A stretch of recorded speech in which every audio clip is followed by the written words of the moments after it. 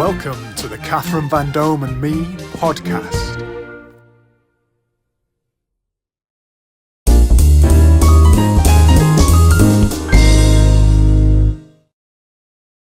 Hashtag hosts and the HQFM quiz and bingo software are proud to sponsor the Catherine Vandome and Me podcast. With HQFM quiz and bingo software, you can use this interactive quiz software at any venue. All you need is an internet connection.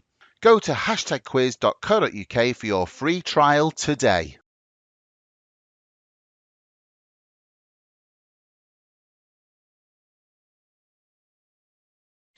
Hello and welcome to Catherine Vandome and Me. I'm Catherine Vandome and I'm a stand-up comedian in recovery from very severe ME. I'm also a published author and my autobiography is out now and it's called The Truth About Me by Catherine Vandome. It's all about entertainment and health. And just like today's podcast, it gives me the greatest of pleasure to introduce onto today's show a gorgeous lady who is loved by all. She's an actress, a photographer and a director. And it gives me the greatest of pleasure to introduce Victoria Potter. Hello, Victoria. How are you? Hello, I'm fine, thank you. Yeah.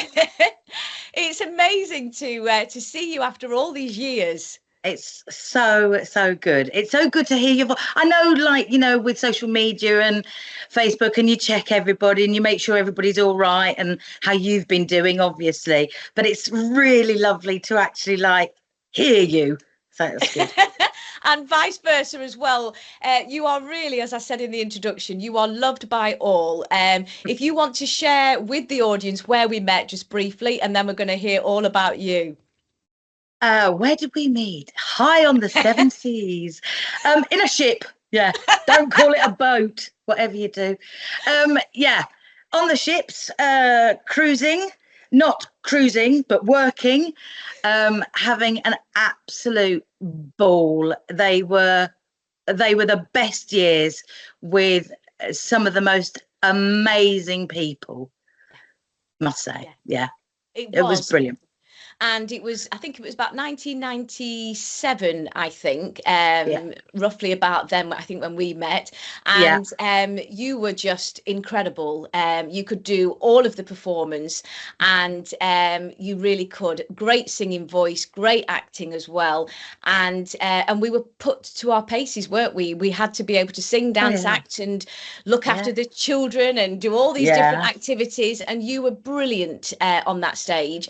And it was an absolute pleasure to perform with you, Victoria. It really was, because we did something called Route 66 and we did, what was the one with the ice cream cones, the Picture House? Picture House, yes, the cinema, yeah.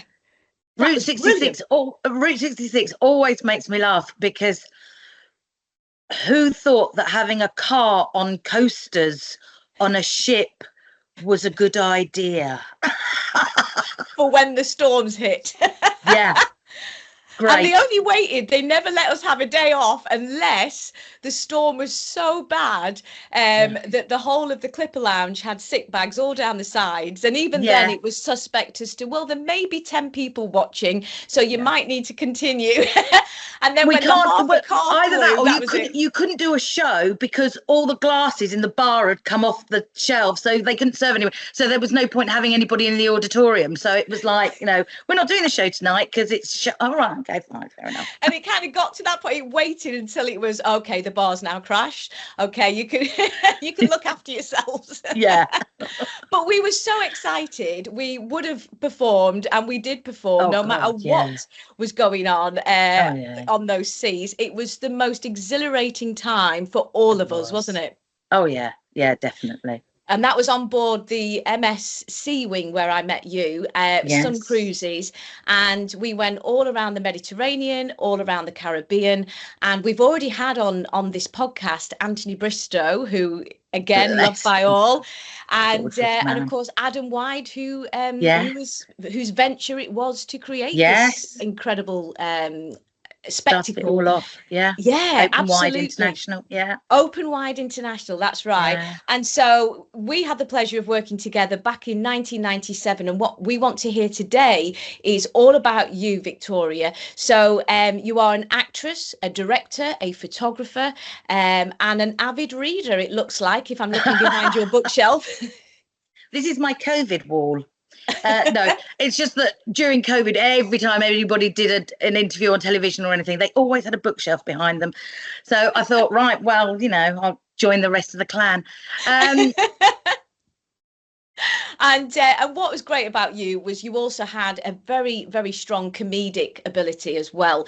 You were always laughing, always having fun, and it was just brilliant. And there's lots of pranks on that stage as well, and really, really good fun to keep it alive. And it really was, as you say, some of the best years of our life. Oh God, looking yeah, back. definitely. We all feel the same, and blessed to make friends for life. And as you say, we share this connection on socials, but to actually get the opportunity to see each other again is just absolutely magic. So take us through, Victoria, if you wish to do so. Just take us through your dazzling career, just a few little bits of your acting, directing and photography work that you are currently titled as, and then we're going to take you back in time with your permission and hear all about where it began. Right. Well, yes. Do you want to start with where it began? Well, just tell us a little bit about who you are and what you do, just to start. What I'm doing now, right? Yes. I'm an actress and director and a photographer. The photography thing came in with my partner because he's a photographer. So I have a photography background as well, which I'll explain how that came across. So we put them together, and he'd done a few sort of friends' weddings and things like that and everything. And he had just got himself into a bit of a rut, whereas that's what he wanted to do. It's an amazing passion. Yeah. And he really wanted to fulfill that and do it 24/7. So we just went, well, why not? What's stopping you? Let's go for it. You're only here once. Go for it. So we did, and we started the business up together. And we first started with how do we get our name out there? What do we do? And all the rest of it. He had a few contacts. He'd done a few model shoots. Does a lot of wildlife. We love going out into the outdoors and everywhere. It's just beautiful. So we do a lot of wildlife, landscape, things like that, but also architecture, buildings and that sort of thing. So we said, well, we've got to start with a wedding fair. Surely let's get into a wedding fair, get ourselves set up and everything, and then we can talk to people and ask people what they wanted and all the rest of it. So I looked for a wedding fair and I booked us in for the Birmingham NEC wedding fair. You went straight to the top there, Victoria. It's a wedding fair. And he was just like, you are what? Yeah. Dream big. Really? And I was like, why not?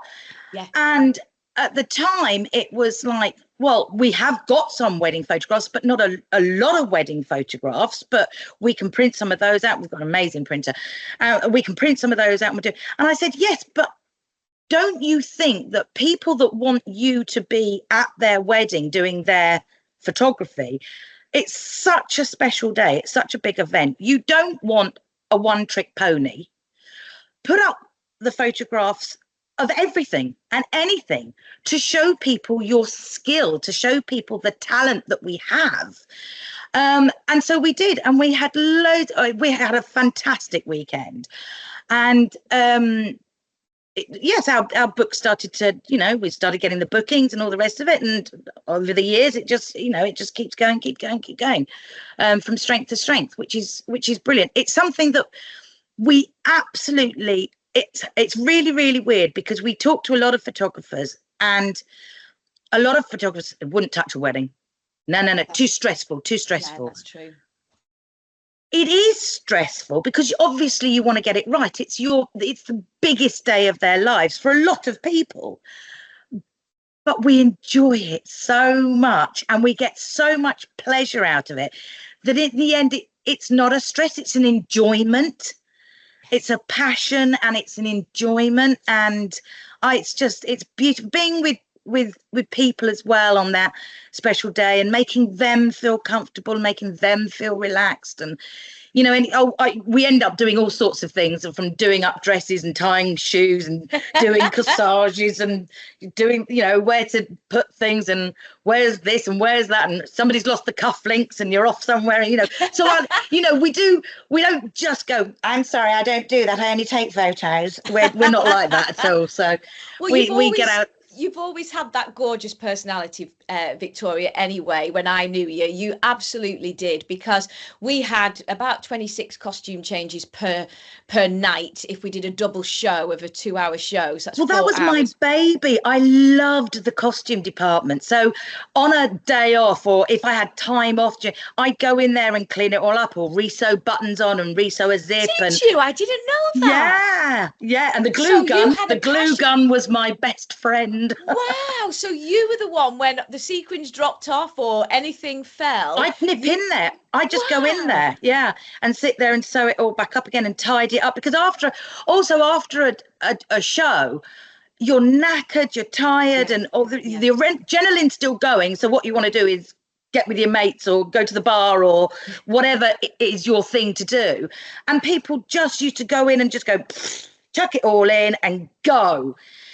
But for me, I do exactly the same as everybody else. But then the next day or the day after, or, before the next show, I'd love to go in there and go, right, that's for them, that's for them, that's for that, that's for that. How lovely. Do you know, these are things that we perhaps didn't realise. I mean, I'm very obsessively tidy. So my little box that I had was was absolutely everything in the box pristine. Yeah, I mean, I made sure of that, and very hygienic. But as you say, the costume changes were so erratic, and you would suddenly find that you've got 3 shoes in your little box in front of you, and one of them's a man's. Size 7. And and of course it was quite a cramped dressing room because it is a cruise ship, and so you're all on top of each other, quite literally scrambling. So we can all. And then the hilarious thing was in Picture House with the finale dresses, because they were all hooped. We had 3 minutes. We had less than 3 minutes. You literally had to walk everywhere with the hoop up like that. Excuse me, and then you had to carry the big placard in front of you, and because I'm so petite, I was really struggling with the weight of it. To anyone else, it was as light as a feather, and at least you didn't have to dress up as the FA Cup. Oh yes. You were brilliant. You were absolutely brilliant. Tap dancing FA Cup. And it was just, the magic of the pieces of set that we all coordinated as well, because there was some sort of rubber hoop long things for the cowboy scene, because I remember you in the cowboy country and western scene, and Rachel for Mamma Mia had to ping those back and appear through the big screen. Mama's Here, I think it was just brilliant. And as you said, we all had to work literally dancing on and off stage, because everything had to be choreographed perfectly, and quite rightly so. But we had no idea that we had a little fairy going around sprinkling fairy dust and making sure everything was perfect. So God bless you for that. And if anybody's watching and didn't realise, like I didn't, there's extra strings to your bow. There's our fairy godmother. So that was always one of your lovely skills, which is supporting and helping others. And if I remember right, were you also helping with the children? Was that one of your vocations on the ship as well? Because, when I was younger, I was involved with our local youth club, and I just loved helping. I think also, when I grew up, I would have had a football team of children. I would have loved, hundreds of them.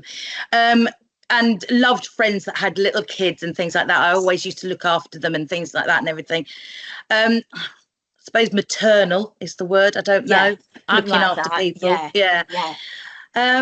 And so so when we were like working for the ships and everything, and they put out the question, said, is there anybody that would like to? And I said, I'd love to. I'll do that. I've got qualifications in it and everything like that. So I'll do that.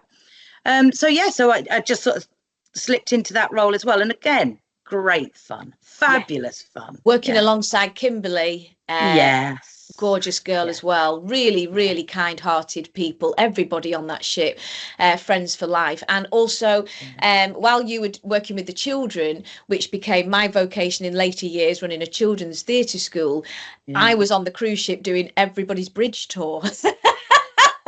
As Rachel says in my book, Rachel Ainsley, the brilliant Rachel, she says, and Morgan Van Selman also said, come on, Cathy, it's because you're so good at them and you actually understand the bridge and what the buttons do. I don't know why, but I learned everything in that bridge. I used to love doing bridge tours. Did you like them? It was just so interesting. Yes. It was just, I remember going over to the board, and because you think like, you know, with modern equipment and it's all, you know, electronic and all the rest of it and everything, but they still do everything on paper and still with the maps and and, you know, a pencil and a ruler and all this lot and everything like that. And there was a cross and it said cow on it, and I remember saying to the navigational officer, what does that mean, you know, COW, and he said, it stands for dead cow. I was like, oh, okay.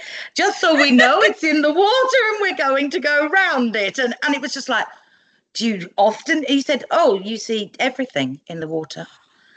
He actually meant that. No way. And I said, why would there be a dead cow in the middle of the sea? And he was like, because they'd fall off a cliff or whatever. It happens. And he said, we get barrels and suitcases and all sorts of stuff that they go, oh, there it goes, sort of thing. Yeah. Wow. And I was just like, oh my God. You don't think about things like that, do you?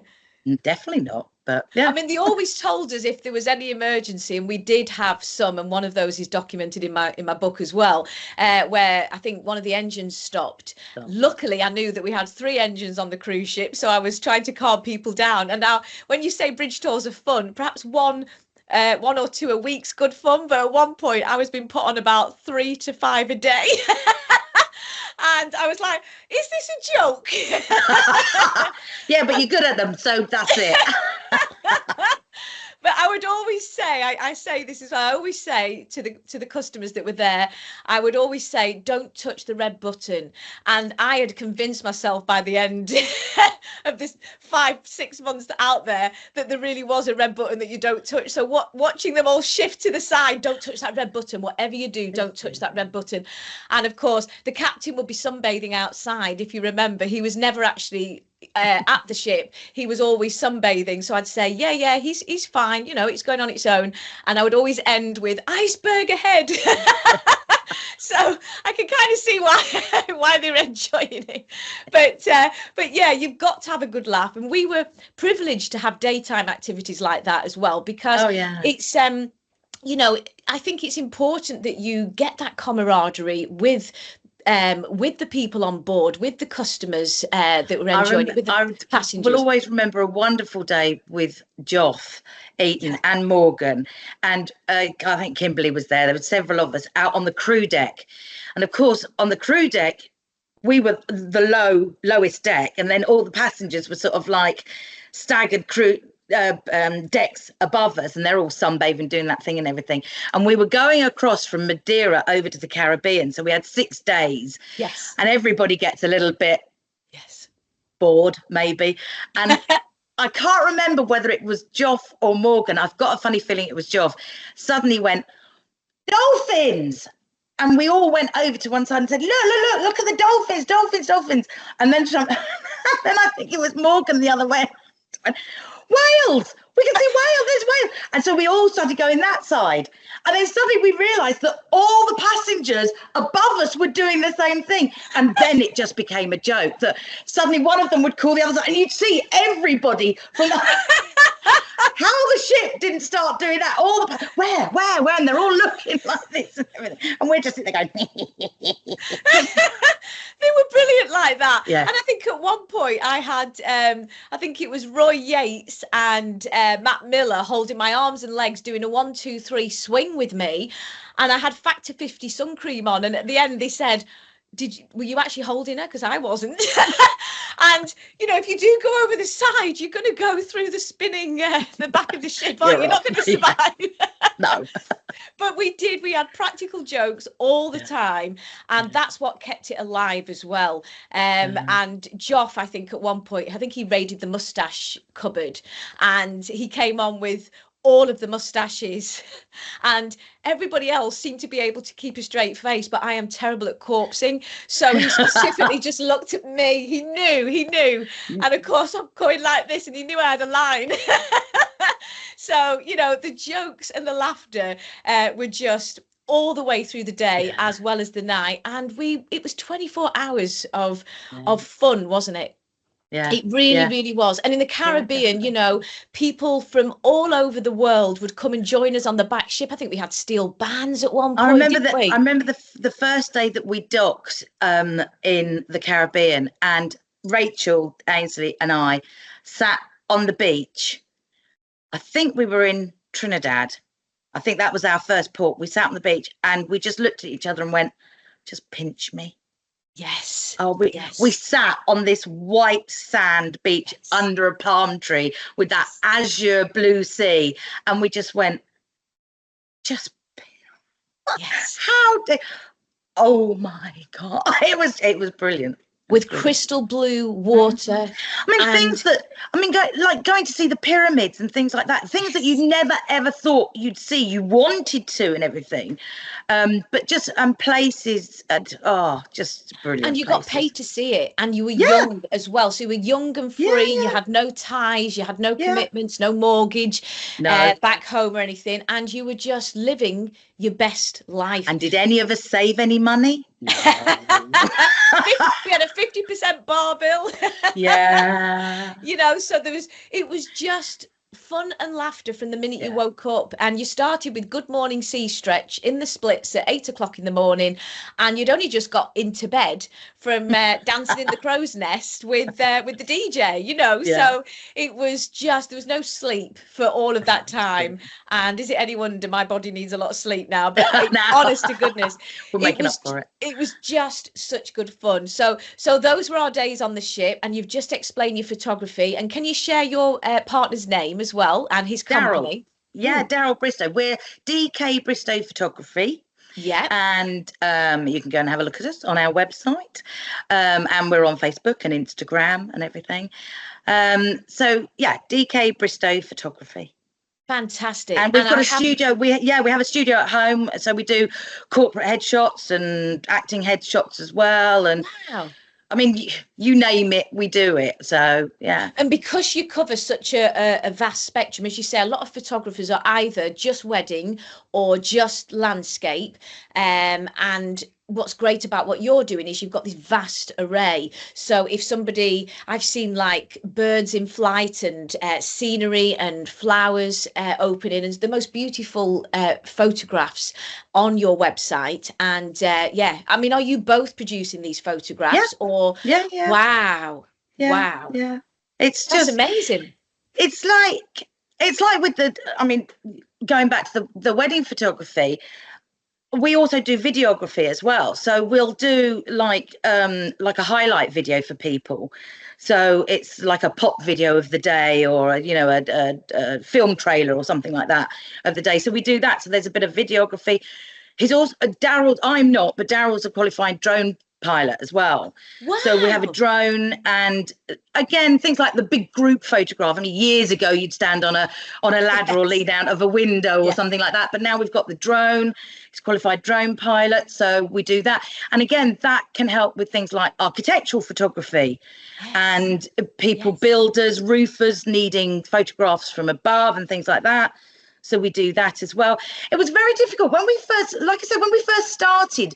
We sort of, what do people offer? What do they do? And, how do you sell yourself and everything? And I went onto the internet and I was looking at all these different photographers, and it's like, they've got that package or that package and that package, and you can have that, but you can't have that. And if you have that, and it's, oh my God, it was a minefield. And we just went, you can have everything. Yeah, you can have what you want.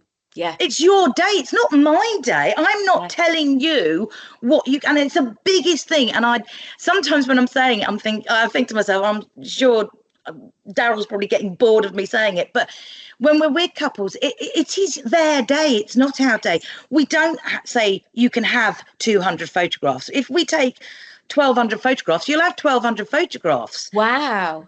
Because he's a professional editor as well. So we edit at home as well and everything. We've got the edit suite at home. So we don't send it out to a third party. Everything is done in-house. Wow. And it's just, why should I say, yes, you can have that, but you can't have that? And yes, you can have that, but you've got 2 shooters. So that doesn't cost. We don't charge, travel expenses and things like that. I mean, we do when we go abroad, but I mean, for local, we've got a car. We travel. It's very simple. And again, if we're here, there, and everywhere, when we've been to Scotland or we've been down to do weddings in Southampton, we're in the East Midlands, so we'll find something else to go for as well. Yes.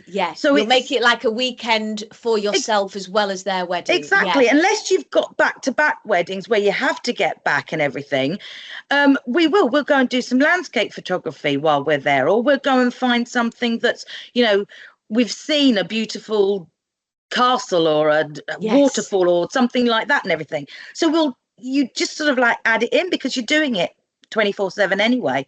That's amazing. Well, that is so refreshing, Victoria, to hear, because I agree with you there.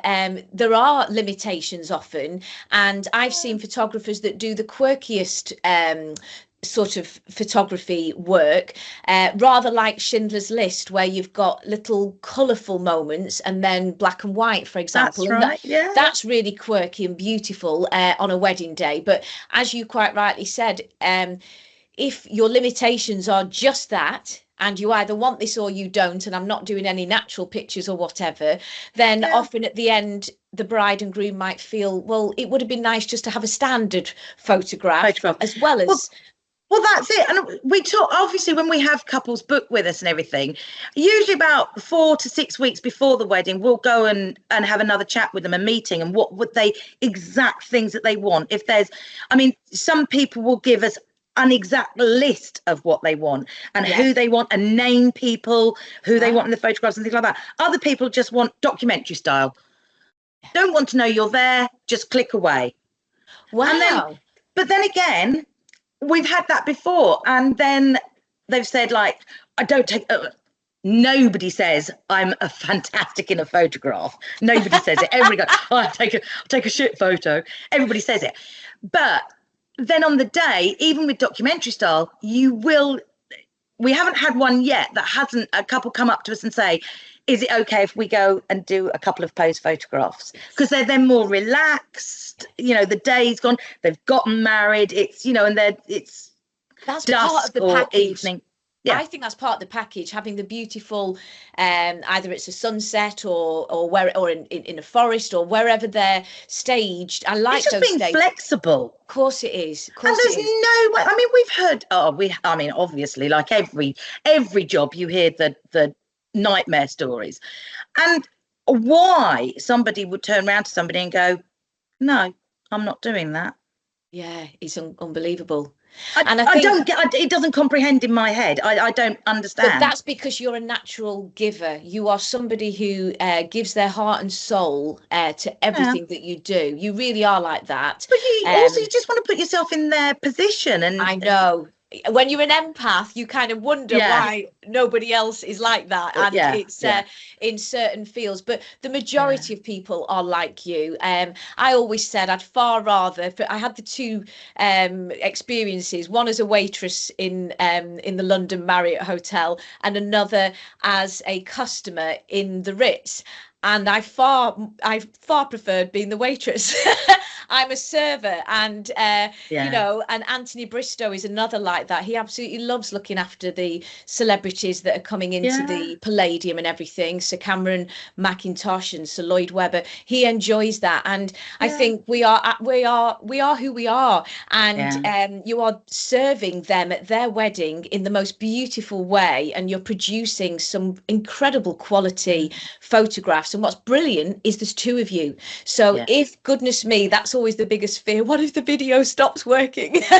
Oh, you have backup. We have backup for backup and backup. Yes, so that's what I was going to say. And with two Yeah. photographers in the same package, that's what makes your USP unique as well.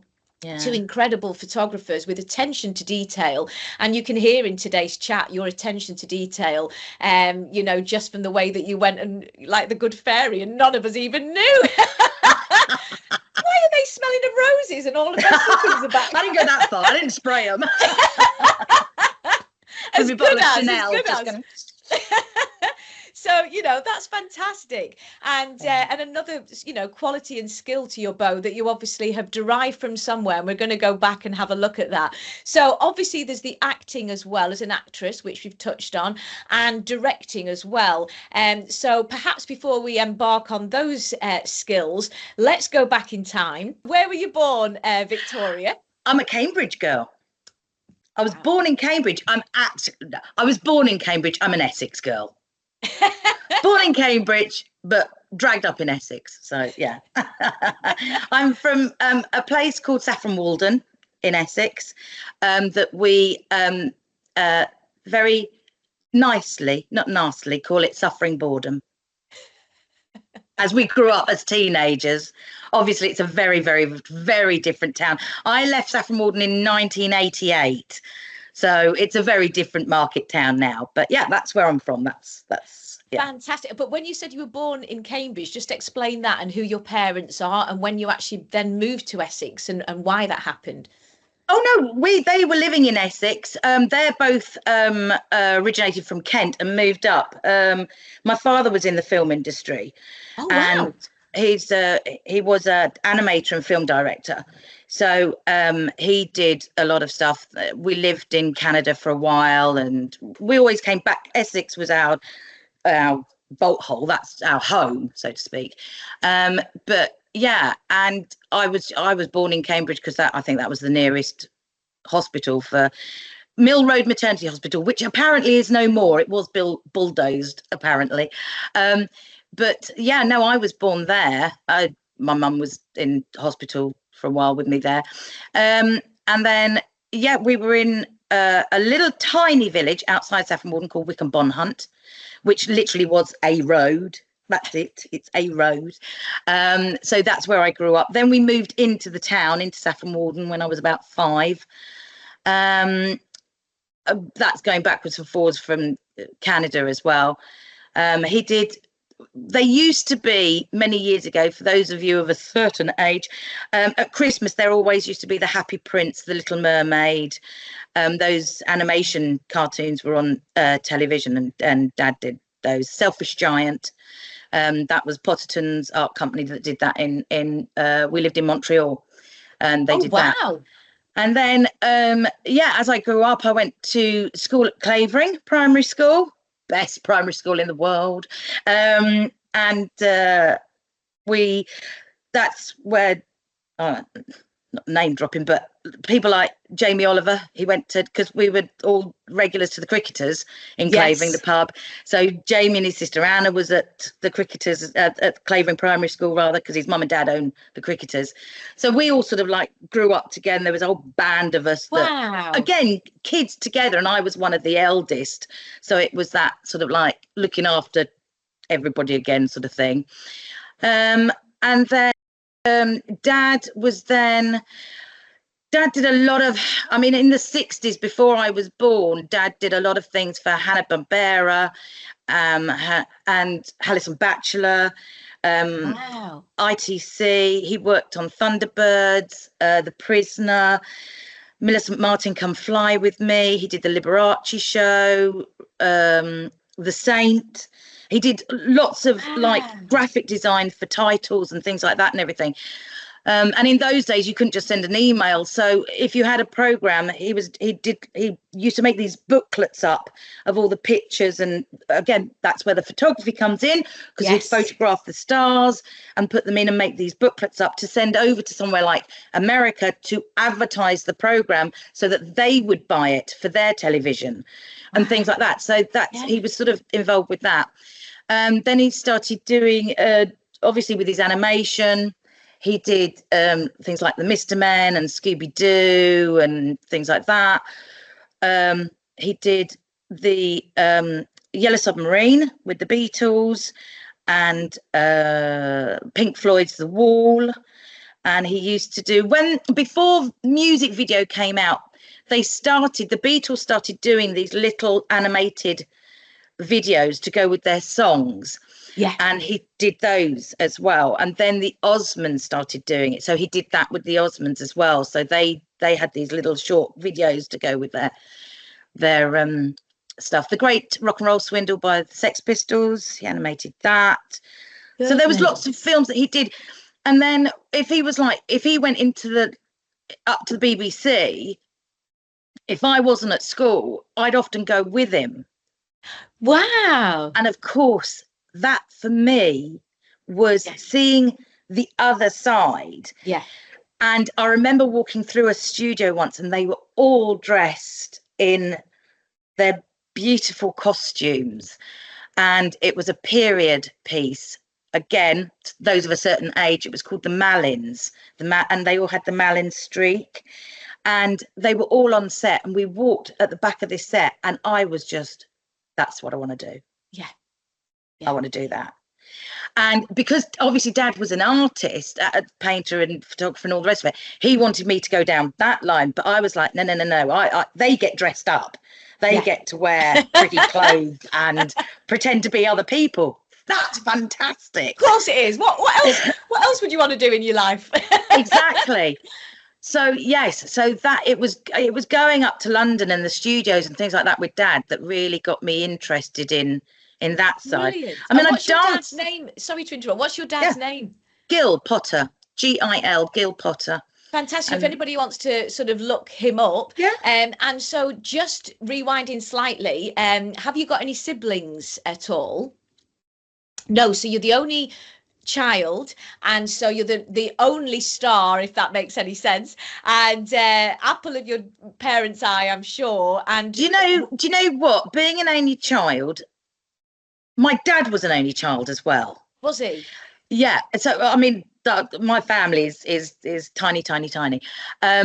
My dad was an only child, and he brought me up. You know, they say the typical thing is like, oh, spoilt, only child, spoilt, and all that lot and everything. I think he was quite spoilt, but he acted like he was when he was older anyway. But with me, he was, if you want anything, you will work for it. Yeah. You do not get anything for free. And so with me, it was very different. I was brought up obviously in a very adult environment, being an only child, but there was, like I said, lots of friends that had kids and everything, and I used to adopt them all and have my own creche sort of thing. But that, I think, is another reason why things like at primary school, I keep in touch with them. I keep in touch with friends from primary school. I keep in touch with friends from secondary school. They were my brothers and sisters. Yes. They meant so much to me. Yeah. Because I didn't have anybody at home. Yes. I had an amazing imagination, but I didn't have anybody at home, you know, to play with, to interact with or anything. So my friends at school I loved school. Not particularly very academic, but it was seeing my friends, it was being with like-minded people and things like that. Yeah. That's really interesting. If there are any single children out there that are resonating with this, community is so important, and it is something we are losing today in recent times. Definitely. And we need to get that back, which again, I repeat this on the show. This is part of what this podcast is about, getting everybody back together, reuniting with people like us today, which is so glorious, but also celebrating each other, because as you said, if you didn't have the siblings to play with at home, and you know, it's not always fun and games. You've not got the ups, but you've not got the downs if you fall out with each other. Well, exactly. And having most of my friends had siblings anyway. I can't remember there being any other only Single children that were you know, friends of mine. and they used to, oh, you're so lucky, and everything like that. The times have changed, though. Yes. So if you're an only child now, you've got this wonderful little thing in your hand, and that's where you think you're communicating with people. Unfortunately, you don't always know who you're communicating with, and I think it's very dangerous on lots of things, but on other things it's very good. People can still communicate if they want to. They're not lonely is what you're saying. So yes, that's the thing. I think I'm hearing you say. So there's a sense of isolation and loneliness, particularly if your father is a very hard-working man in as we know, in a hard-working industry. And what I want to know is this flybacks to Canada, to whereabouts in Canada was it? Montreal. My next guest that's coming on was from Essex, Joanna Kovats, and she's now living in Canada. So it's quite interesting that you've just shared, a story like that. And so for you, Victoria, would you go while he was doing the film production work? And for how long would you be out there in Montreal? Oh, we'd be out there for 6 months, 8 months, or sometimes 12 months. Yeah, and then go back again. And and how old how old, Vicky? Oh, from about the age of 2 to about 5. Yeah, so about 3 years that you'd get that coming and going. Sometimes we wouldn't. Sometimes Mum and I would stay and Dad would go on his own and come back. But at least I remember at least 3 visits where we had, apartments there and everything, that we stayed there for a while. And everything. Wow. I remember one of the apartments was right at the bottom of Mont Blanc, and it was covered in snow, and we used to walk all the way up to the top and then get an ice cream in the snow. But I remember that really vividly, and I used to feed the chipmunks on the window ledge as well. Oh, how beautiful. But the little things that you remember from when you were tiny. And with you going to such a beautiful place, was there any part of you that perhaps wanted to set up and live there? Did you ever feel like that, or was it just not something you wanted to do? I think because I was there obviously with Mum and Dad, that wasn't an option, and it's places I'd love to go back and visit, obviously.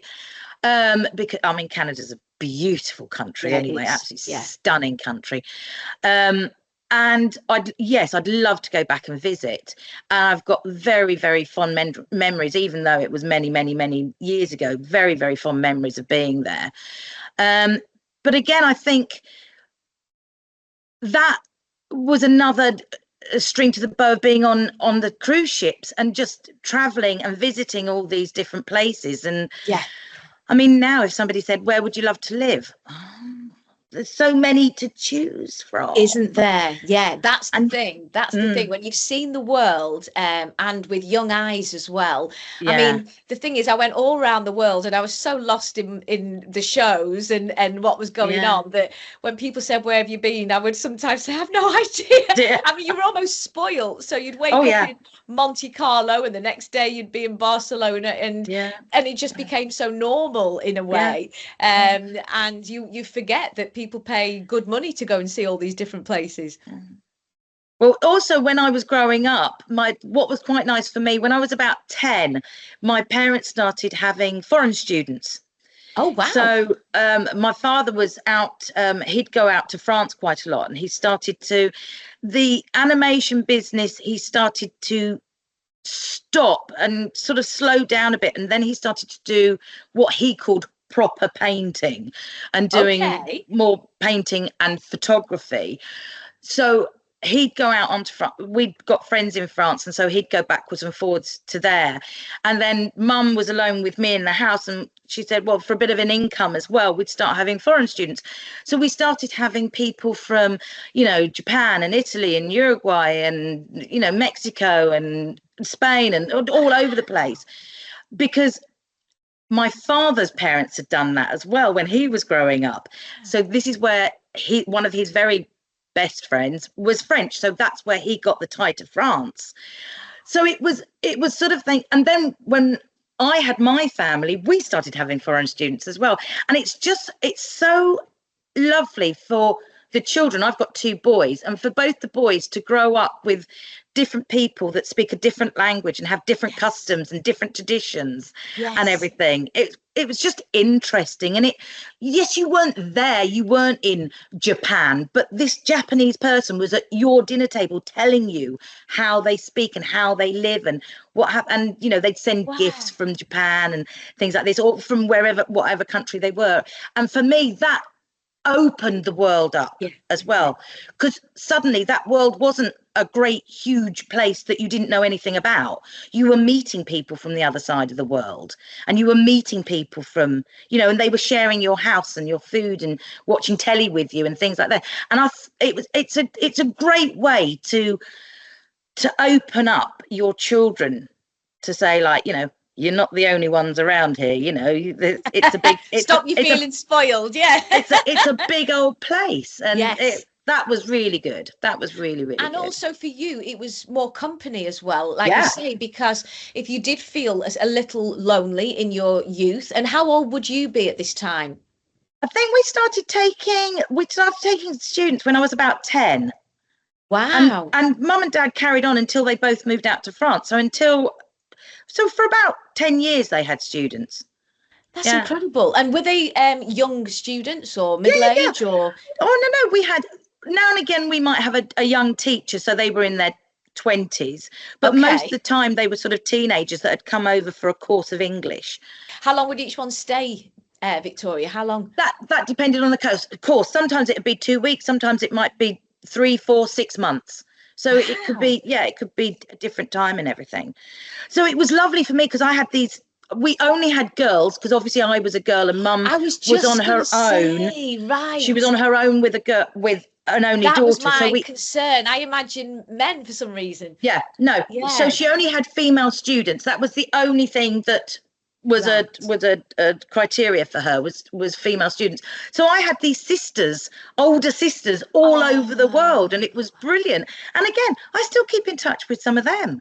Yeah. And it's lovely. I mean, obviously when I had the boys, we mainly had male students, but now and again we'd have an older female student, because obviously I was in the house then as well. So to make them feel safe as well, they weren't the only person. But most of the time we had boys, because I had 2 young boys. Absolutely incredible. So you're age 10 and you've got different people from all these different cultures educating you. Because my uncle Paul Higginson, who's been on the show, he went out to Japan and he absolutely loved, he's an author now and was a teacher as well of politics and religious education, but he went out to Japan and he absolutely loved Japan. And the stories that he has and regales from there are just incredible. So as you say, to have different people from different backgrounds coming. It is one place that I'd love to visit. I haven't been there, and I would love to go. Yes, yeah, absolutely incredible. And so there you are as a young 10-year-old child with a film and photographer father doing all these wonderful jobs. So you are the apple of his eye, I'm sure. And then a mum who's obviously very caring. And did she have a role as well, or was that her income? No. She started out. She left school at 14, like people did in those days, and she went into London, stayed with family, and she did a beautician course. So she was a beautician. Wow. But she then went into modelling. So she was a model. So she did catwalk modelling, and worked for an Italian knitwear company and everything. So, and both when they were younger, both Mum and Dad did modelling. So I've got a photograph actually on the lounge wall of them doing a vodka advert together, that a friend of theirs, that another photographer took, because he said, I need a couple of models. Oh, look, and I've got 2 of my mates that are already models. Right, you 2, we're going into Soho. We've got to do an advert. Wow, that's incredible. That's incredible, because obviously you're incredibly pretty, and the one of your USPs is your hair. So talking about modeling, when I saw you, when I reconnected with you, when, as you say, Facebook appeared, your hair has always been just jaw-dropping. And when I say this, you tell us about your hair, your long Rapunzel locks. Well, it's funny. It's so funny actually that you should say that I was the apple of my father's eye. My father once said to me, "Never cut your hair. It's the only thing going for you." Oh, he didn't. My But father was also an alcoholic. It's still there. It's so still let's there. have a look. Oh my goodness! You see, this is the bit I want to. It is. It's still there. It is still there. Yeah. Yeah. Just show us a bit more, because there's a photograph of you with it almost in stars.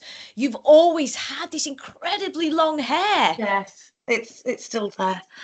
It's just still there. Incredible. And can you share with us your age, because that's the thing that people won't ever guess. You know, this is something that little children have, very long locks, and I always have mine cut short. You're 55 and your hair looks like that. Amazing. Amazing. I have just been. I'm pondering the cut. I am pondering the cut. No. For me. People do say, don't cut it. It's just, you know, when you have those moments where you go, a bit bored, might do something. The great thing is, obviously, being, you know, in the acting game as well, is that it's long, but it's fairly fine as well. So going into a bald cap and into a wig, it's brilliant. It's not a problem, because lots of people will say, well, you've got that hair. What can we? Well, I'll put a wig on. What with that lot? And it's like, nah. It does. Easy. It folds up. I've got fine hair as well, and it does neatly fold up. But you see, you were very blessed. I had hair similar to that at one point as a little girl, and you know, back then, I don't know why, but the basin cuts came in, didn't they? And I think I was first in line for one of those, and I was absolutely mortified because. Oh, Mum! I think it was about 13, and Mum said, I was like, I want to cut my hair, and she was like, look, you can have a fringe. So that was her way of getting around it. So I had a fringe, and the fringe sort of comes and goes now. Sometimes I have a fringe, sometimes I don't. Sometimes I grow it out. Sometimes it's a bit of a wisp like it is at the moment. It's here, there, and everywhere. That's fantastic. I mean, I have to say, for hair modelling, if anybody is watching, honestly, Victoria Potter is your woman, because your hair, I've seen you on a photograph and you got it into sort of diamond shapes. So you laid so I got laid on a sheet. Yeah, and just... It's just amazing. And that is rare, particularly at 55, for goodness sake. So if anybody's watching and they want a hair model, she has parents who were models, and she's modelled herself. And obviously the hair is just incredible. It's a fantastic USP, but I want to say from the heart, that is absolutely not the only thing going for you. My goodness me, your personality is just incredible. He didn't mean it. And maybe we'll touch on that in a little while as well, because it's all about entertainment and health.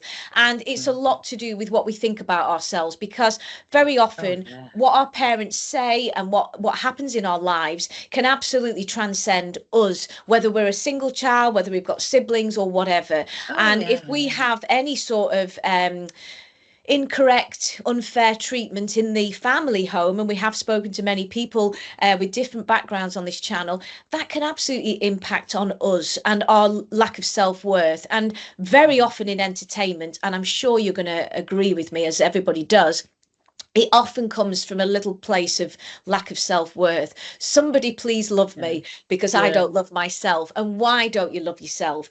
And it's so refreshing, isn't it, when you get to an older age and you start to think, actually, I love me just as I am.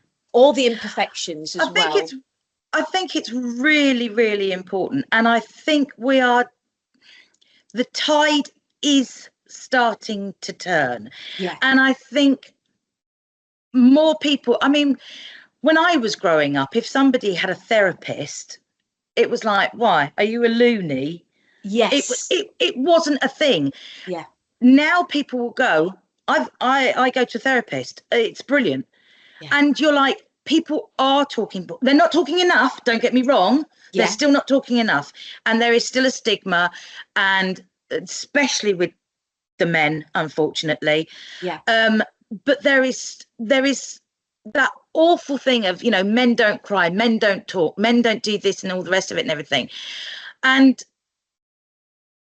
it's something that I so wish that we could get over.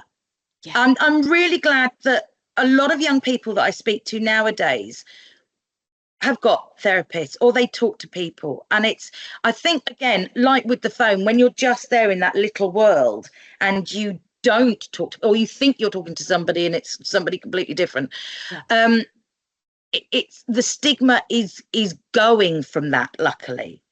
And I think more people need to do it, because you just need to have that wall, that brick wall, that you can just regurgitate everything out onto and spew out everything that's in here, because this, our own this, kills us, just kills us. They say in any recovery journey, sort your mind out and your body will heal, because not that the mind is in control of the sickness, but actually the mind and body work symbiotically. And once I click that in and realize actually they do work in tandem. I mean, obviously ill health besets different people, and I'm not saying that's the cause, but I am saying that it's a part causation. And I met a therapist who said her mother sadly passed away at 50, who had suffered incredible abuse and traumas, and she just suddenly lifted the lid on that, and she died of cancer within months, because she hadn't, if you like, regurgitated, as you've just expressed, got rid of all of those traumas. And that's a part of my book that I share as well, that actually the traumas, I had multiple assaults. Anything that's a trauma can absolutely eat away at you from the inside out. And it doesn't matter how much you're putting on a shiny mask and everything's fine and have a big smiler. And your natural persona, yours and my natural persona, is to smile. But we don't smile. And everything's fine. Everything's fine. And we have that very English, don't we? All of us do it. How are you? I'm great, thank you. How are you? We never really stop in the street and say, actually, I'm not okay. I feel shit. And unfortunately, as you've just highlighted, and if you feel that you have enough courage to share a little bit of that, there are people in our lives who, I say, hurt people. So if we are experiencing trauma, whether that be from a sibling, whether that be from an auntie, an uncle, a mother, a father, our own child, or a work colleague, whoever that is that's causing this pain, or perhaps multiple people, understand it's not your fault. And I think that's the first key. It's not you, because if somebody's being unkind in any way, shape or form, especially in today's world where so many things are happening and big changes are being made in this 2025, it's understanding that if you do good as much of the time as you can, none of us are perfect, but if you always kill with kindness and do good, then once you've done your own unpacking, then you see the brokenness in others that you once took on as your own brokenness. Would you agree with that? No, definitely. What's your thoughts on that, Victoria? It definitely, it's a hard thing to do, and I think for certain generations it's hard as well. Yes. And when you look at growing up beforehand and things that happened to us, like abuse and things like that, you didn't tell anybody. You weren't to tell anybody. If you did tell somebody, it was like, don't be silly, or they didn't believe you. You're a child, I'm an adult. Things like that. You also, that guilt, they made you feel guilty. Yes. Well, if that happened to me, it must have been how I was behaving or how I was perceived and things like that. I'm whether it's a good thing or a bad thing, I'm quite heavenly blessed with a bust. I still, even now, find it really hard to wear a very low cut, unless obviously you're in character and you're acting and everything. That's totally different. But as me myself, to wear something very low cut and revealing, in my head, well, you're asking for it. Oh, yeah. You're just wearing a V-neck. But in my head, well, if you're showing cleavage, you're asking for it. Wow. No, you're not. You're just wearing a t-shirt. Yeah, absolutely. But it's that stigma and that those labels that we put on people and things like that. And it is the mind is the most amazing thing. It really is. Yeah. It can do so much good, but it can do so much damage. I mean, I in my 30s and 40s, I suffered with depression. And things like CBT, oh my God, it's amazing.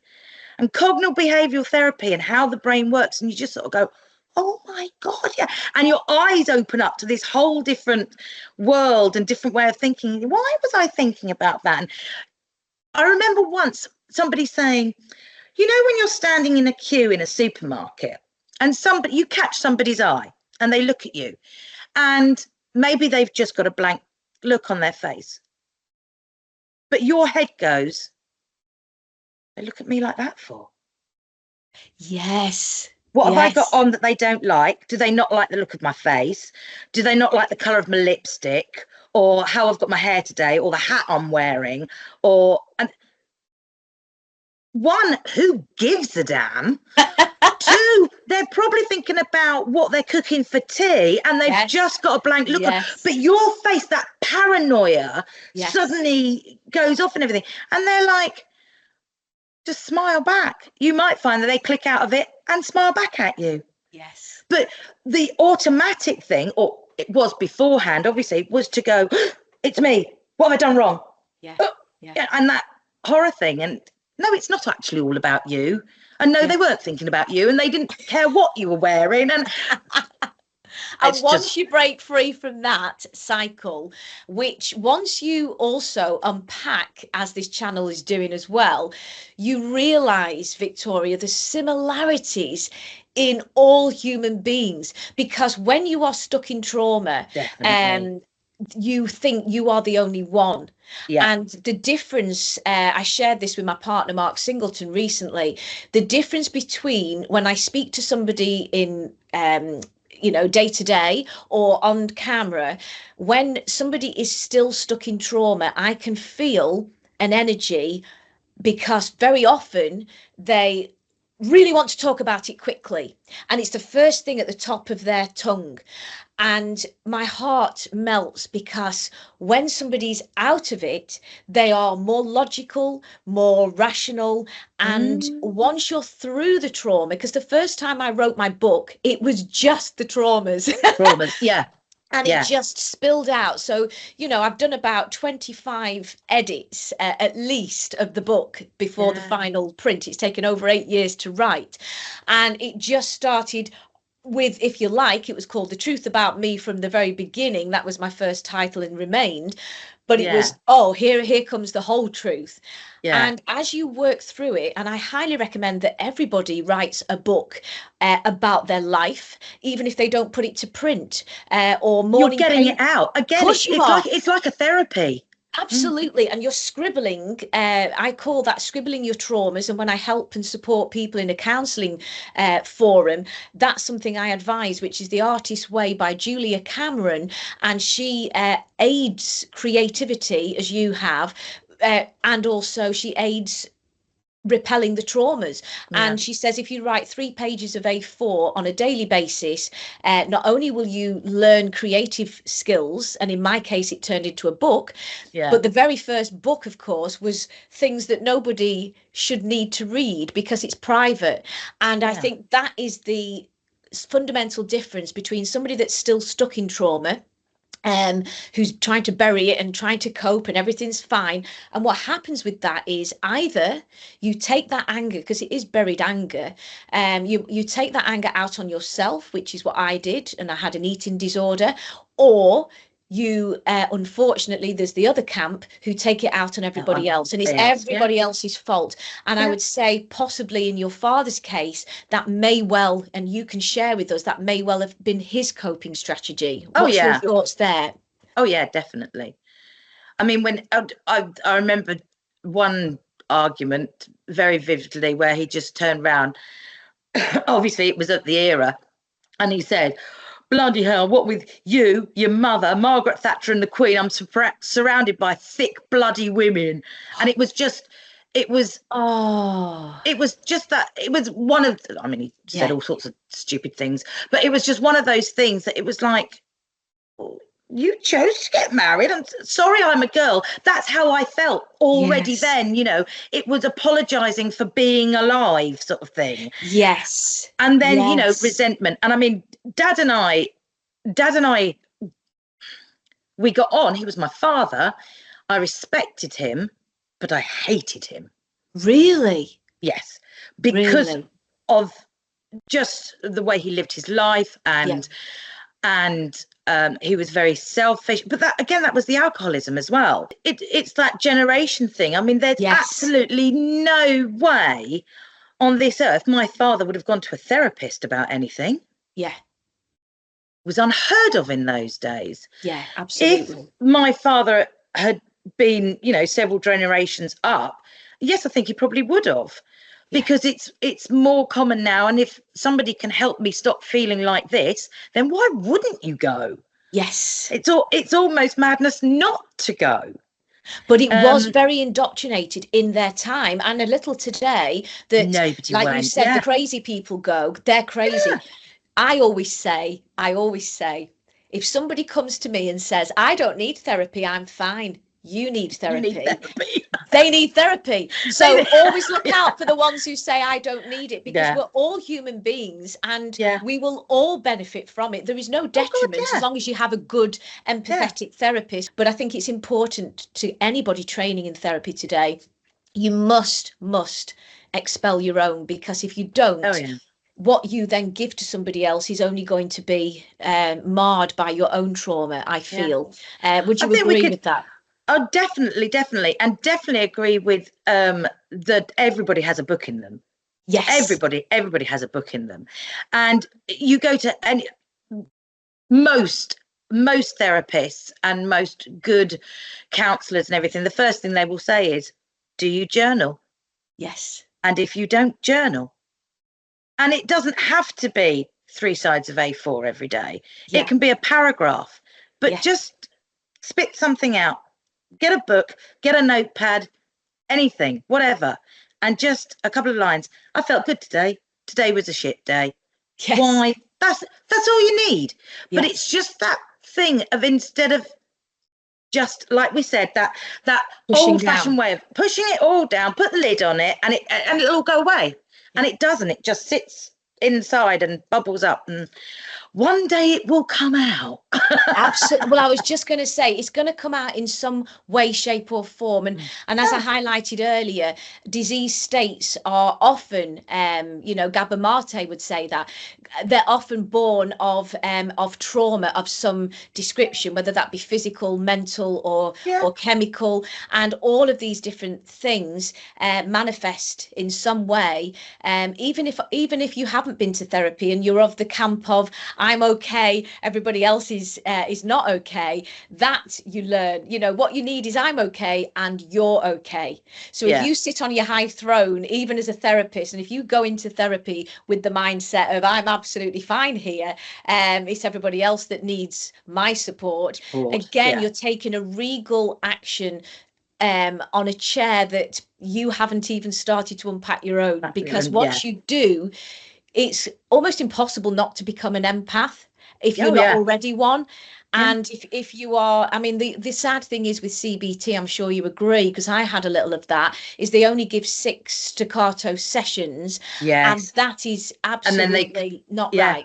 And then they cut you off. And that's not right, because that can leave you in a much more vulnerable state, because you've just started to unpack. And if you've got a lot of trauma, it's all right if you've only got perhaps one. But if you've got a lot of traumas to unpack, as I had, then you need to almost tip all the toys out of the pram, is what I say. And eventually, when you get to the root, what they call the root cause, and sometimes the root of your trauma is something you had no idea that is the cause. So you are sort of masking it, well, this happened and your stories. But once you get right down to the root, into the soil, and you rip that up, you're free. And living free isn't it exhilarating to live in peace and be able to not have those conversations at the till in Sainsbury's and smile in your own head. Absolutely, because they're only your stories. Oh yeah. And how do you think we could serve each other in this incredible time in history in 2025? How can we serve each other and our community and people who are in trauma, that are so obviously in trauma that they're doing things to try and destroy you in your world because they are so unhappy in their world? What can we do and what can we say to bring each other back together again? It's very cliched and it's very cheesy, but it's that age-old thing of just a smile.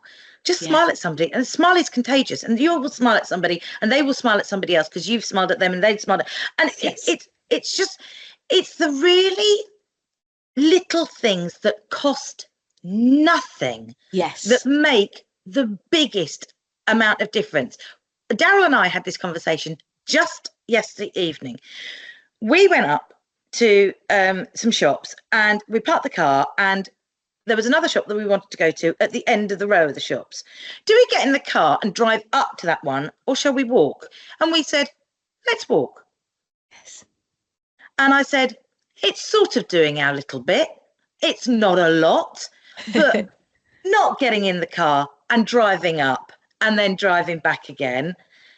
If everybody did that, it brings that down a bit.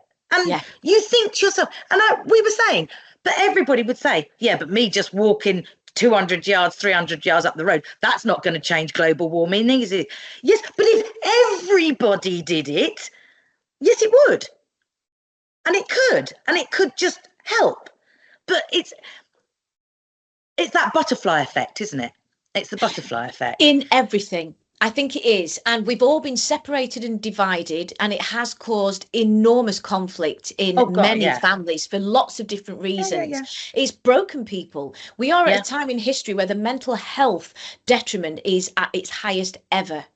And I think as well, because more people are talking about it and more people are coming out with it now as well, that because it's coming more to the forefront, people are going, oh my God, I think I've got mental health. Yeah, well, we all have. The thing is, if we all but say they don't understand and physical health, that we all then we're in tune, because then you're in your mind body. I mean, my partner Mark is a Tai Chi instructor, and he like myself, he's had ME and he's had it 3 decades. So in his unpacking, he always said the mind and body, Cathy, are inextricably linked. And I think once I started to recognize, now these chats I'm having with myself, like on stage as a comedian, if one person sat there with their arms folded, not happy, or if an old lady went for a wee at the Cliffs Hotel in Blackpool, and that's all she did, she just left the room as I'm singing to go to the toilet, I would go, oh, she's not enjoyed it. Oh, how can I change? How can I change, rather than she's actually just gone to the toilet because she's 85. I mean, the biggest thing that we've done from starting school and everything, you take a test, an exam, you get 99%. Oh, just 1 off 100 then? Yes. You got 99%. You're bloody amazing. Yes. Oh, and just one more and you would have got 100. Yeah, and 10 less and I would have had 89, which is still a pass, and I'm still amazing.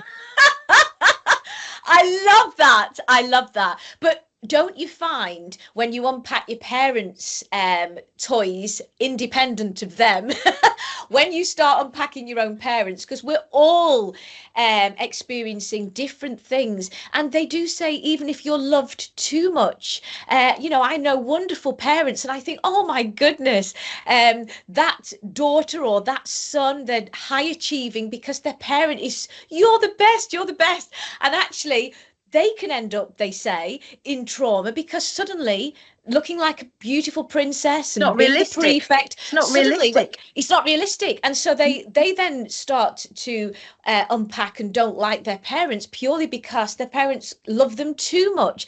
Yeah. And then you end up in a relationship, and then that can break down because you are taking on all these ideological opinions and views that are always begin with our parents, don't they? Yeah, They begin there, whether they're loving too much and or the thing not is enough. that their foibles were from their parents, and their Yes. foibles were from their parents, and it goes back and back and back and back and back and Yes. back and back. That's the key. And once you do that, and one of the processes I went through was to put myself in another person's position. And I almost, and being an actress, of course, I could reenact the conversation from their perspective. Yeah. And what I then felt, and it was a brilliant therapeutic modality, because what I then felt being that person was their utter sadness.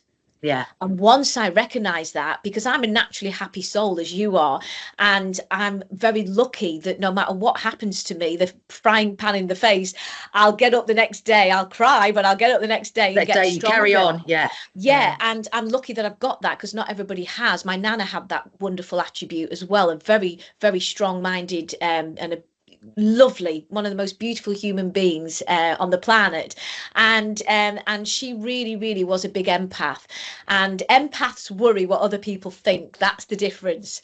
And she was always, I mean, when I was promoting mascara and I was a makeup artist in London for a period of time, I would bring any freebies back to her house, which I'm now living in, would you believe? And and she, in the box room, she would always have cereal and anything I was promoting, shampoo, mascara. And instead of using the mascara, because she was in her late 80s, she would use it. She said she had a few greys, and she would actually colour them black. And she cared that much about the exterior to put this on. And then I must have taken that trait. Whereas now, today, I have no makeup. I don't think there was a day from age 13 or perhaps 9 when I started on stage that I didn't wear makeup. And we're talking morning, noon and night. And on our cruise ship, of course, we had to be beautifully dressed in our captain's outfits, if you like, our daytime duty outfits with makeup. And then at night time, you double the makeup because you're on stage. Well, makeup is toxic as well. And a lot of people don't know that. There's, so a deluge of covering ourselves up and putting another mask on to who we really are, to be able to peel those layers back, has to be a good thing. So you take us further from there. What's your thoughts there?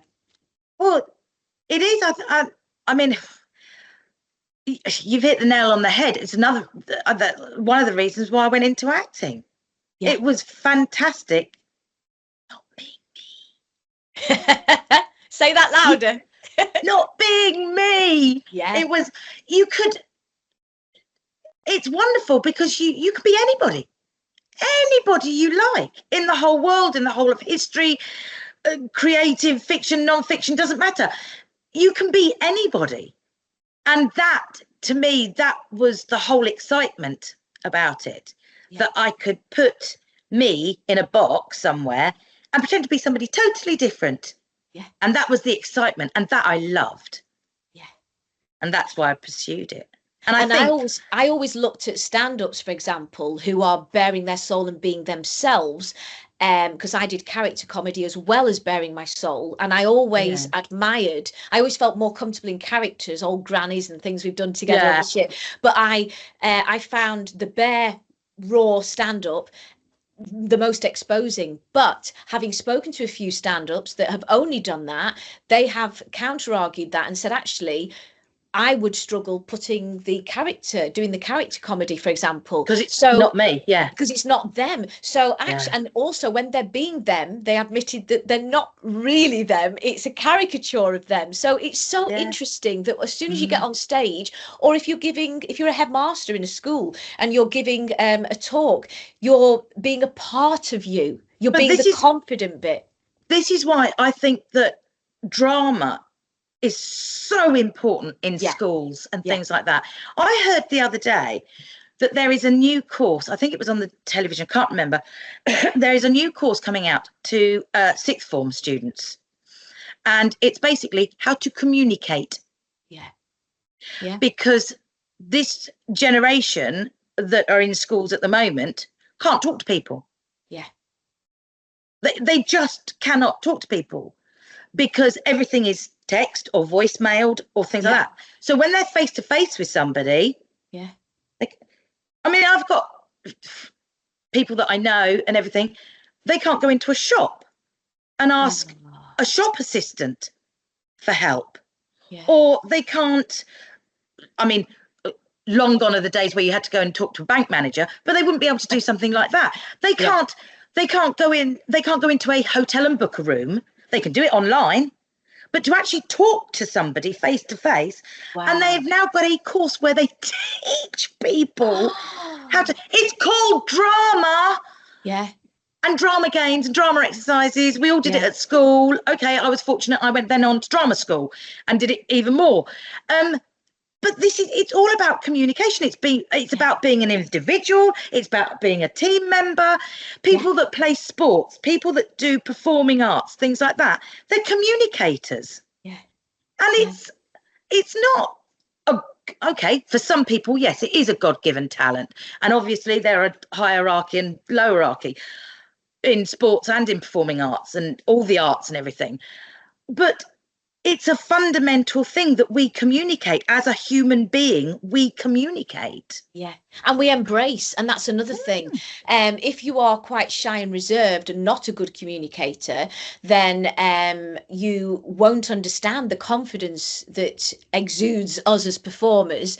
It almost seems over there. But actually, if we could get all of those modalities back into schools, because we're starting to lose it now in the schools, those are the things that are important. Yes, it's lovely to be able to do maths and English is something I enjoy, and enjoy all the subjects, but sports and the theatrical modalities, whether it's behind the scenes with the costumes like you were talking about, or at the front of the stage, as you've done both of those, it's getting all that back, because we need to hug again. There's a lack of hugging going on, and I think we need to bring that back somehow. Patrick Monaghan, who's a stand-up who's been on the show, he is a hugger, and at the end of every single show, he's from Newcastle, he hugs every single person that he's with. And he said, sadly, in lockdown, he was unable to do that. Well, let's bring that back. Let's have a hug for Britain. It's and again, it's a communication. It's all about communication. And I think also when schools say, oh, we're panning down the drama department now, you're one drama teacher in a school and she's got to, she's got to cope with everybody and all the rest of it and everything. You're not saying I'm going to teach drama because I want all of them to go to the RSC. Yeah. I want them all to have Oscars. No, you're teaching them drama because it's a communication skill. Of course it is. And it's not just that, it's the ability, as you've just said, to confidently, if you can confidently speak on a platform, then you can confidently speak in a shop. And the other thing is, but even just in a class, to confidently speak, you can put your hand up and have your opinion. And we are silencing, we are masking, quite literally, children's voices. For whatever reason, we are now asking them to just do as they're told, instead of actually voice their own opinion and have their own thoughts and individual processing, because writing is being lost. I talk about this a lot. Writing engages the logical side of the brain. That's why I say about morning pages or writing a book, not typing. Typing, you are doing a lot of that in schools as well. You're just looking at the teacher and you're typing and you're not thinking. When you write, you have to think about, how does my handwriting look? All of those lost 1980s skills that we had, that are absolutely imperative to individuality. How many times did I look over my shoulder at my best friend Louisa Cornell and think, I wish I could write as beautifully as she can? That's an individual skill that we're losing. And as you said, we've all got a book in us, but only if we, computers and things are great for a subset of people, and that's fantastic. And yes, it's fantastic for today's communication, but we are losing a genuine hug. I now hug people and they look away. And we mustn't do that. We have to hug, proper hugs, proper love, because we're losing love, we're losing communication, and we're losing community. And as I say many times, put the commune back into community. So how do you think moving forward we could improve those skills, Victoria? Blimey. I mean, there's a lot of ways.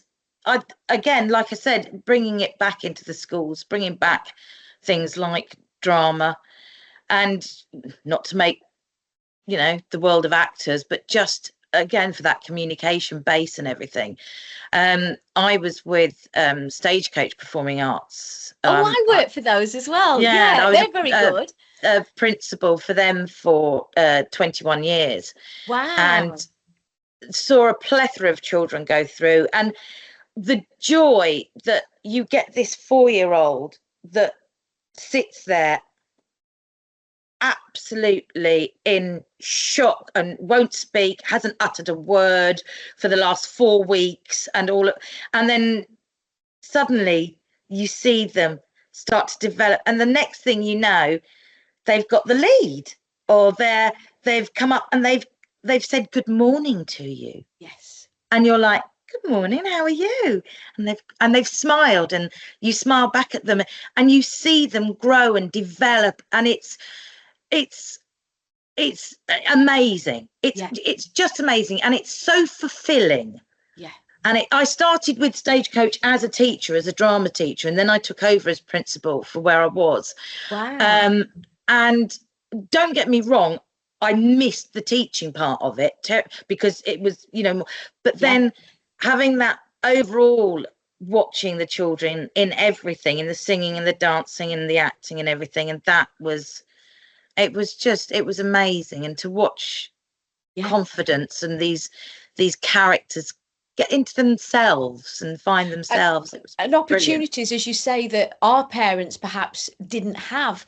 So without that ability to express, what are you going to do? And they will have had their stresses, of course, as well. So I do say at the back of my book, forgive everybody everything, which is very, very hard to do. But once you do, you're not carrying the suitcase of their traumas, their parental traumas, and any traumas that they're currently in, because once again, hurt people. So the great thing about the field of performance is that you get to express everything. As Antonin Artaud stated, if people, with the theatre of the absurd, if people could actually get all of their demons out into the stage theatre space, love, emotion, anger, tears, drama, if they could express it in the theatrical space, which is what we've been blessed to have a career in, they are less likely to then go out and commit crimes. And that's theory, and I believe it, backed by Sigmund Freud. I actually think that makes a lot of sense. No, it does. No, definitely. And so for you personally, you were the principal. How many years were you principal of Stagecoach, Victoria? That's amazing. 20 years. 20 years. Wow. That's a long time. Yeah. That's a long time. That's incredible. Good. Yeah. Good times. Good times. Fantastic. So you were the principal there, and at the same time, you were obviously, because I want to talk about your position as well. So you went to drama school, and just share with us where you went. I went to Mount View. Oh, wow. School. Yeah. When I was 18, I wanted to do like my best friend at school, well, one of my best friends at school, she went to East 15 and she didn't do sixth form. And I was like, I want to do that. I want to go to drama school. That's what, because we used to do it, lots of shows together and everything. And mum and dad were like, no, you get your education done first, then you do that and everything. That friend that I went to school with Golda Rochevelle. So Golda's gone on and obviously is doing fabulously well for herself, bless her. But I went to. But so are you, Victoria. I went to secondary school with her. I went to secondary school with her. So she went off to that. So when I was 18, I auditioned for, I think, 7 drama schools. I think it was 7. It was 7 or 8 that I auditioned for. Got into none of them. Wow. I was devastated. I was heartbroken. Yeah. And of course, you don't get any feedback. Nobody says why, or if I did something wrong, or I picked the wrong monologue, or the dance wasn't good enough, or the singing wasn't good enough, or whatever. You don't know. So at 18, I left home and I moved to London. I got myself a job. I did bits and pieces, all sorts of different jobs, as us actors do. And then when I was 20, so I had 2 years in London learning about life, love, and ups and downs and all the rest of it on my own, away from the family and all the rest of it and everything.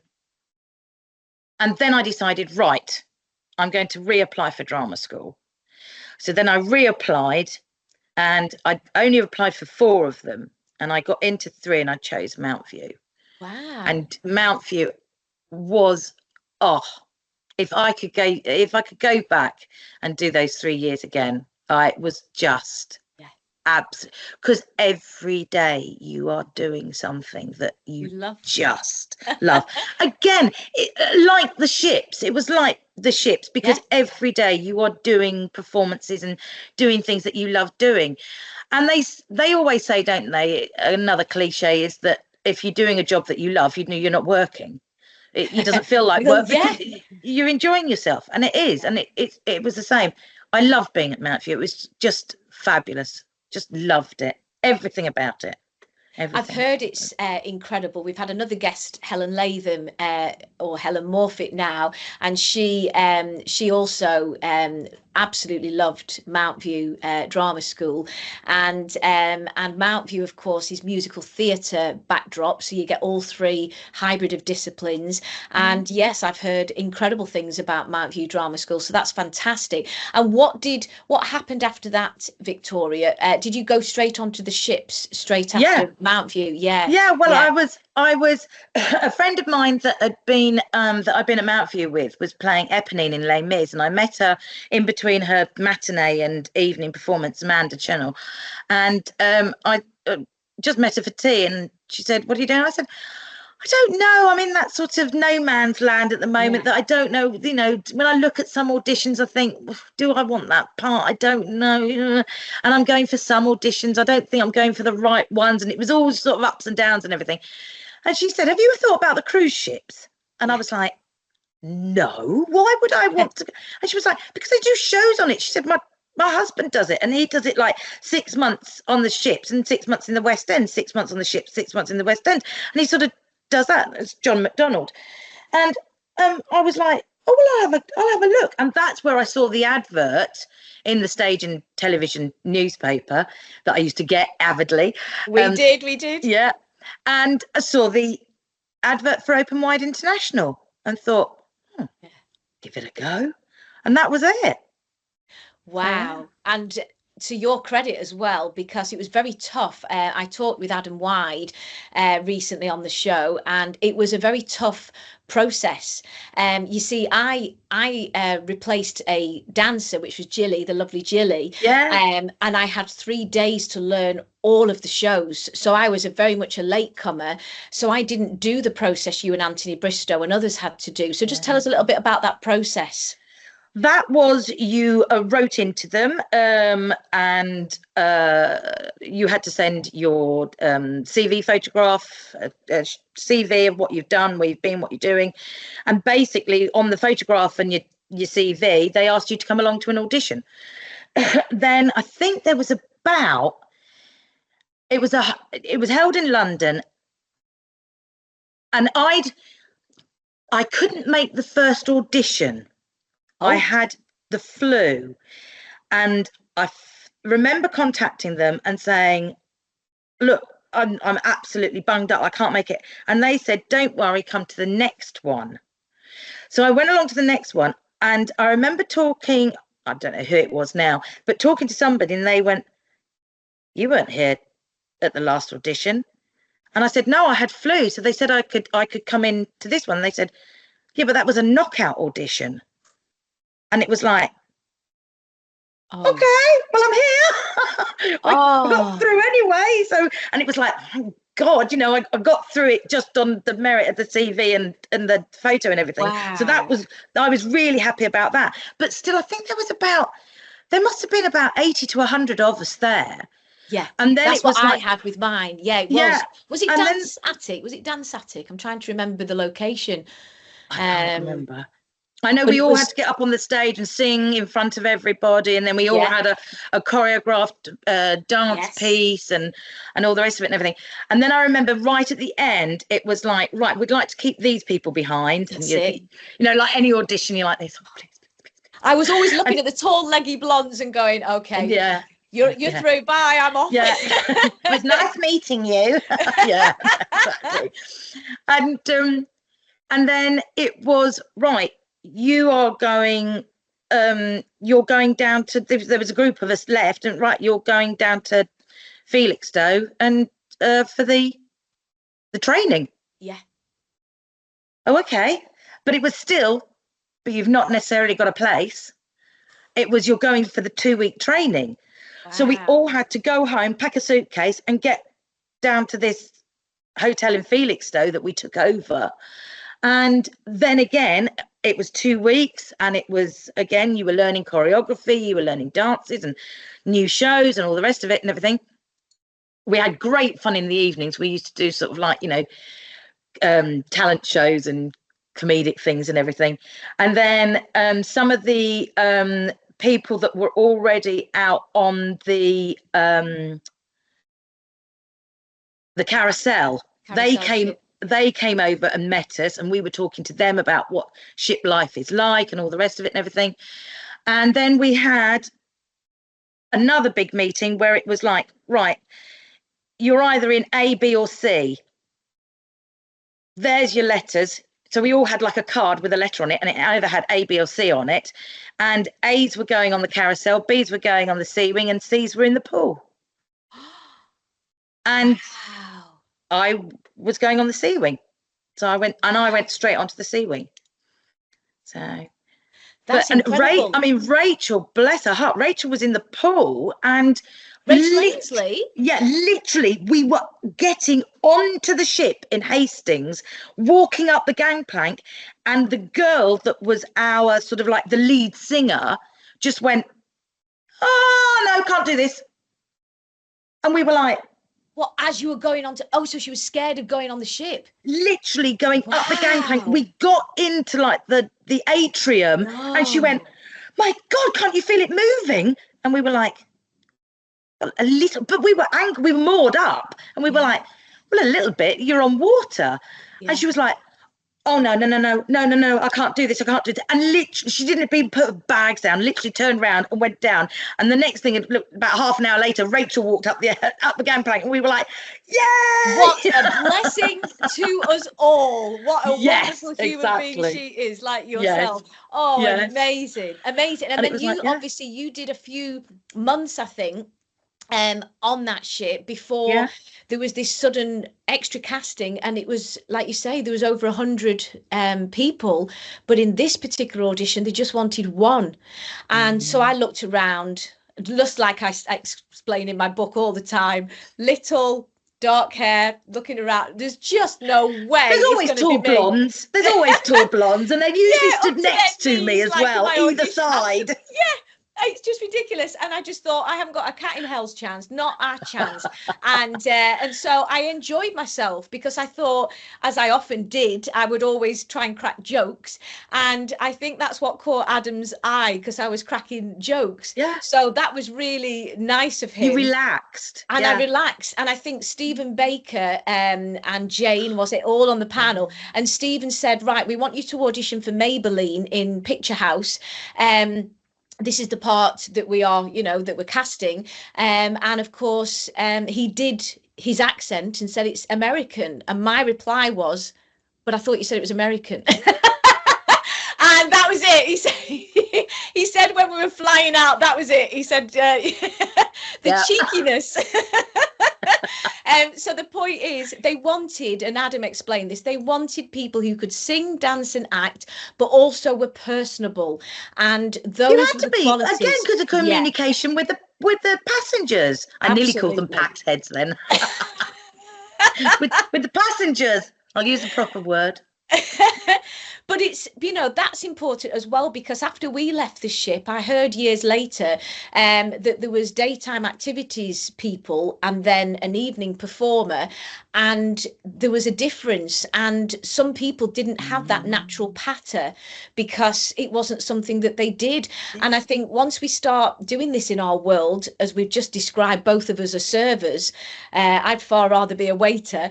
If you have a feeling of a superiority in this business, it doesn't really serve you well for longevity of a career. I think it's so important to understand the value of everybody in a team, as you've just described. You've got to. I mean, I always use this examples, especially to students that I teach and everything. We were doing the PPA awards at Stagecoach, and I had a young man at the theatre school, and they were doing a group piece, and it was from Annie. The girl obviously was playing Annie. There was several of them playing the named orphans, and he was not only male but in the background with the rest of the group, not a named character.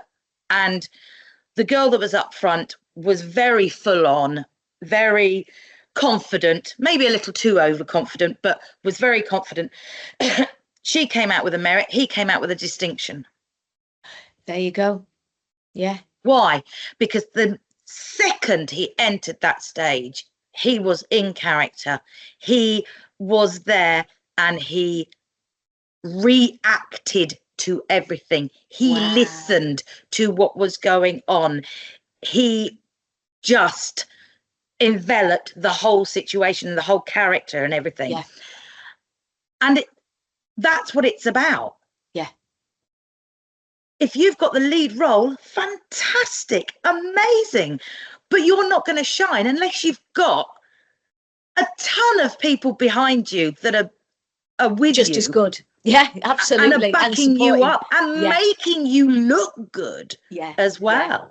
Well, we've had Betty Legs Diamond, Simon Green has been on, and he also described some of his auditions, because he's an incredible dancer from Funny Girls.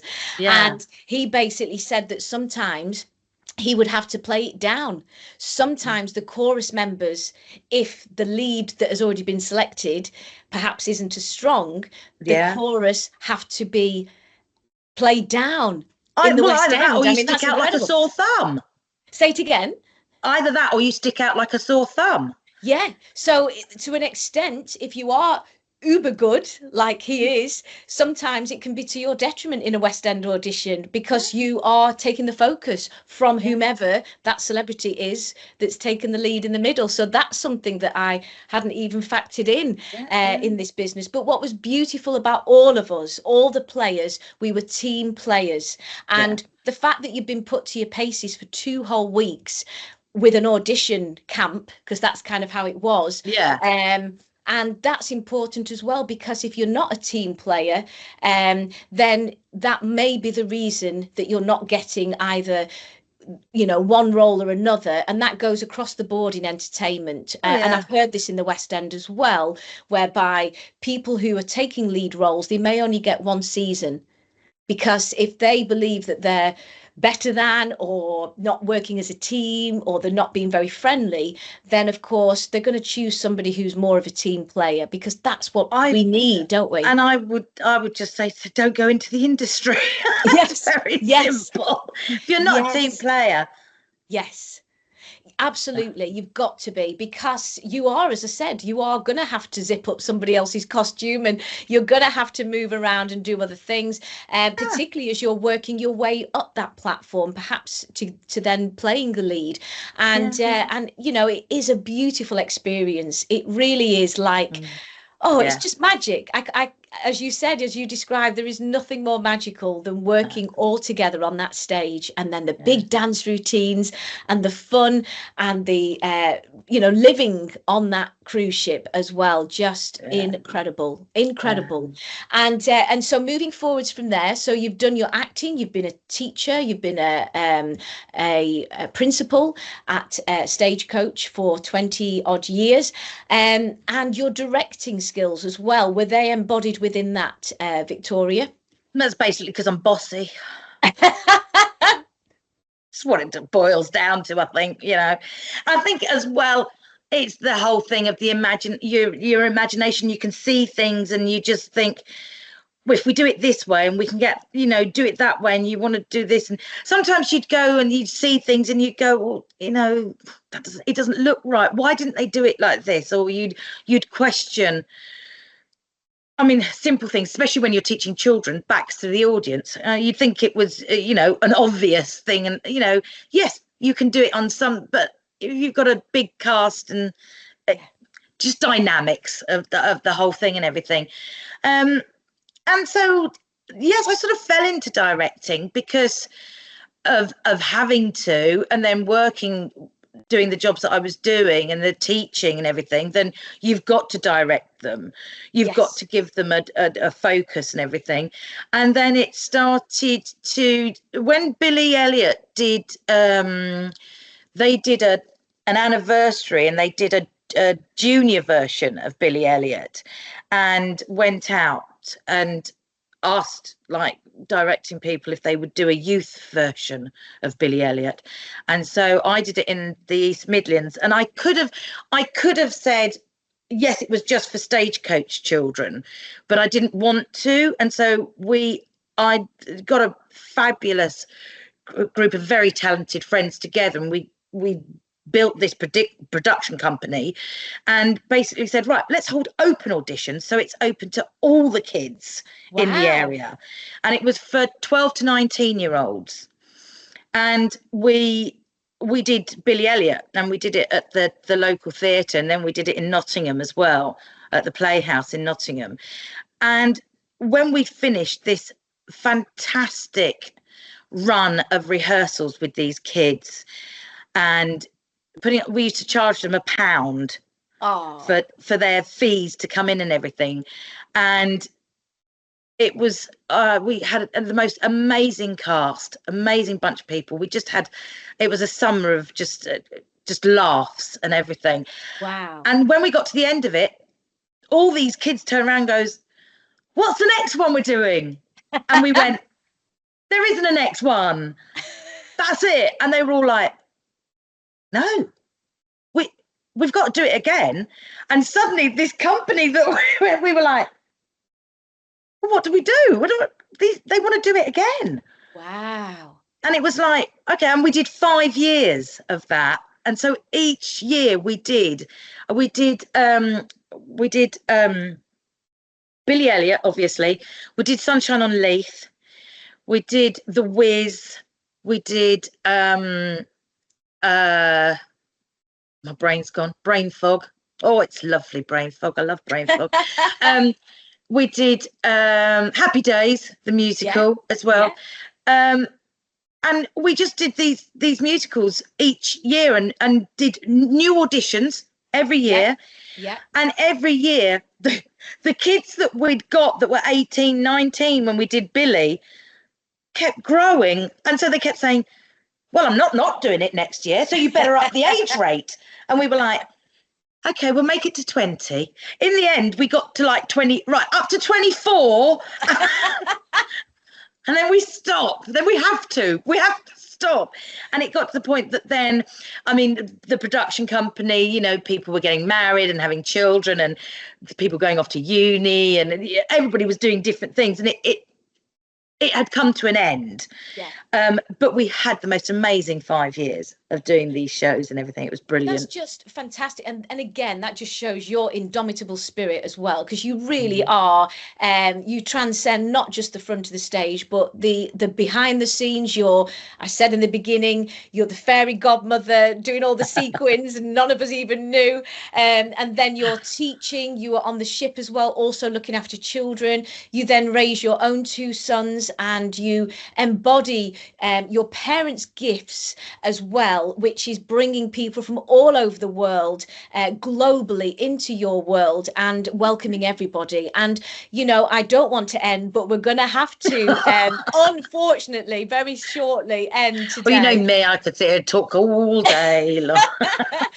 But that's fantastic, because it has been such a pleasure getting to know what you're doing. And I just want to ask, what are you actually doing today? Obviously, you've got your photography. Is there anything specific that you've missed out on sharing your life with us? Two major things, really. I'm getting to the point in my life that, obviously, don't get me wrong, my passion for photography will never die, and does never die, and we'll still do that and everything. But it's time, I think, for the headshots to be done. I think I know a photographer that can do them, and get myself the ball back rolling in the acting world one. Is what I'm. Yeah. So you're back up as an actress, Victoria, and it's Victoria Potter. I'd like to get back into the realm of that. Fantastic. And the other thing is that I'm at home all day, because obviously I'm looking after my mother. My mother has Alzheimer's now, so I look after my mother with that as well. Right. Well, we wish her lots of love, and you are obviously an incredibly caring individual. You always have been, and you make such a perfect partnership with your loving partner, and it's so fantastic that you are working together in your photography as well. But what I hear you saying is Victoria Potter is now ready and back in the game, if you like, ready to welcome any acting opportunities ahead. She's an amazing actress. I've worked on stage alongside you, and I'm very blessed and privileged to have done that, because you are fantastic and a great vocalist as well. And you also have, as I said, one of your biggest trademarks at 55 is your incredible hair. One of your, not the only. You absolutely have the most beautiful locks. So any hairdressers or any brand new musicals about Goldilocks, it's not got a diet. I'll have to dye blonde. Or anything at all where we can make, if you can skip with your hair, you are right at the front there and being cast, because this is your USP. So obviously modelling contracts, acting, you've done all of those things before. You come from a backdrop of filmmaking with your father, and also modelling with your father and your mother, and you've done almost everything in your career. So looking back, Victoria, what a beautiful career that you have enjoyed, and thank you so much for sharing with us today. And where can people find you? Well, I mean, obviously the DK Bristow Photography we have our own website and Facebook and Instagram, and I'm Victoria Potter on Facebook. People can message me on there and everything. So yeah.